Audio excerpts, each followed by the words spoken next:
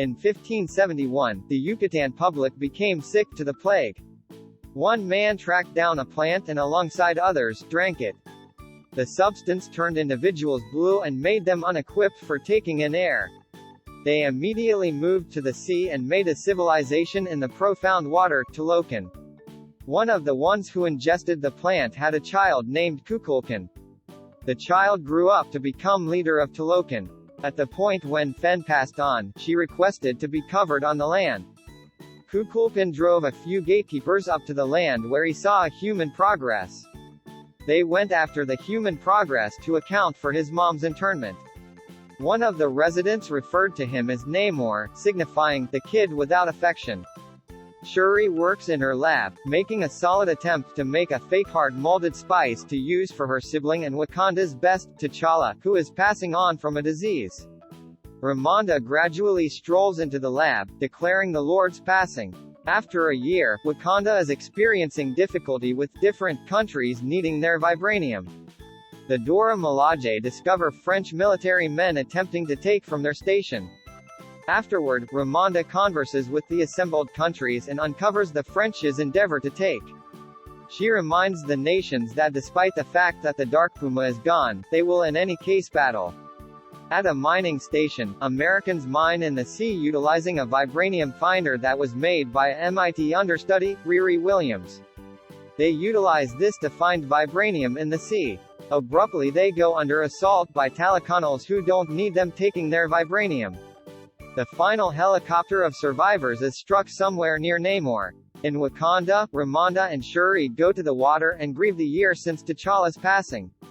They consume their burial service pieces of clothing to mean the finish of the grieving time frame, regardless of Shuri not being totally prepared for this. Namor then, at that point, shows up, getting past the line by going under the water. He uncovers to them the presence of Talokan and maintains that their assistance should prevent outsiders from taking vibranium. He likewise makes sense of that Wakanda isn't the main spot that has vibranium, Talokan has it as well. Ramonda reprimands him, stressed of his presence. He lets them know he will kill the researcher who created the machine and that they can help him, however they can't hinder him. Shuri and Okoye go to meet Everett Ross, who gives them the name and area of the youthful researcher, regardless of conceivably offering private data. Okoye and Shuri then go to Cambridge, Massachusetts to track down Williams. They follow her to her carport where she uncovers that she is dealing with an Iron Man tight shield. Nonetheless, they are trailed by the FBI. The three move away, Okoye in a vehicle, Shuri in a bike, and Williams in her covering. Abruptly, they are met by Talokanals, Atuma and Namora. A short clash closes in Shuri and Williams getting caught. Ross shows up at the scene the following day and meets with his ex, Valentina Allegra de Fontaine. He additionally tracks down Kimoyo globules and conceals them. In Wakanda, a chafed sovereign Ramonda condemns Okoye for losing Shuri, which is exacerbated by past occurrences, for example, when she apparently favored Killmonger when he usurped the privileged position, and flames her from her situation as Broad. Shuri and Williams awaken in Talokan. Namor shows Shuri the human advancement, attempting to persuade her regarding his standards, in any event, giving her his mom's armband. Nonetheless, she differs in killing Williams. In the meantime, Ramonda goes to Haiti to see Nakia, who had left Wakanda 6 years earlier. She requests that Nakia track down Shuri for her. Nakia does a few spying and sorts out the area. She then breaks Williams and Shuri out as Ramonda converses with Namor about his arrangement. They return to Wakanda, yet just for additional torture as Namor and his kin attack. They flood the city causing a hard and fast conflict. Namor deals with all of the Wakandan vehicles prior to flooding the royal chamber holding Ramonda and Williams. Williams begins suffocating, so Ramonda swims to save her. She can get Williams to somewhere safe and secure, yet just to suffocate all the while. Shuri grieves her mom's passing as Namor tells her she is sovereign at this point. He and his kin then leave the country. In the meantime, Allegra de Fontaine figures out that Ross has been speaking with Wakanda this entire time and has him captured. Shuri after the burial service and gives her ethical judgment that she shouldn't kill Namor. He then tells her he will give lodging to the dislodged Wakandans following the assault. Shuri then, at that point, utilizes Namor's mom's wristband to make the counterfeit heart-molded spice which at last works. She goes to the astral plane in the wake of taking it and is welcomed by Eric Killmonger, who claims they are something very similar. They contend a peace before Shuri claims she will kill Namor out of vengeance.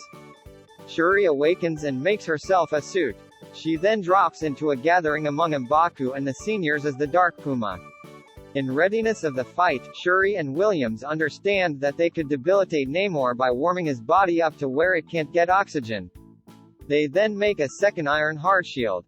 Shuri gives Okoye new reinforcement, acting similar as Iron Man's two called the 12 PM Heavenly Messengers. Okoye initiates Annika to be separated of her two-lady group. In the sea, they utilize a vessel to draw the Talokan into a snare. The fight begins as Namor appears to acquire the upper hand. Notwithstanding, Dark Jaguar traps him in a regal claw contender as they remove off from the fight. In the meantime, the Dora Milaje battle the Talokan on the vessel while the Jabari clan, Nakia, and the others fight the ones on top. Iron Heart and the 12 PM Heavenly Messengers deal with the airborne Talokan.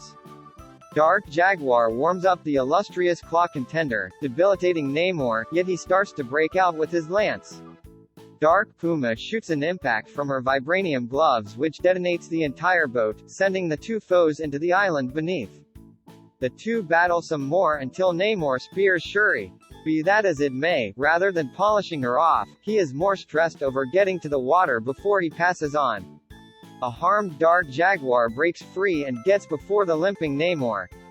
She then, at that point, shouts Wakanda until the end of time, as she coverings up, sending an impact from the detonating Claw Warrior into Namor. He is set on fire as he falls. She remains over him to polish him off, yet recalls her sibling, T'Challa. With these recollections of the man he was, she chooses to save Namor's life the length of he gets back to Talokan. Namor has appreciation for the Dark Jaguar and joins her as they return to the battle scene and advise everybody to quit battling. Dark Puma then, at that point, shouts Wakanda for eternity, indeed as the rest rehash it back. In the outcome, Williams gets back to MIT without her protection as the Wakandans need no debate with letting her keep it. Shuri leaves for Haiti as opposed to trying for the privileged position, which at last is tested by M'Baku. Afterward, Namor paints in his room as Atuma welcomes him. Namor guarantees her that their new collusion with Wakanda will be helpful.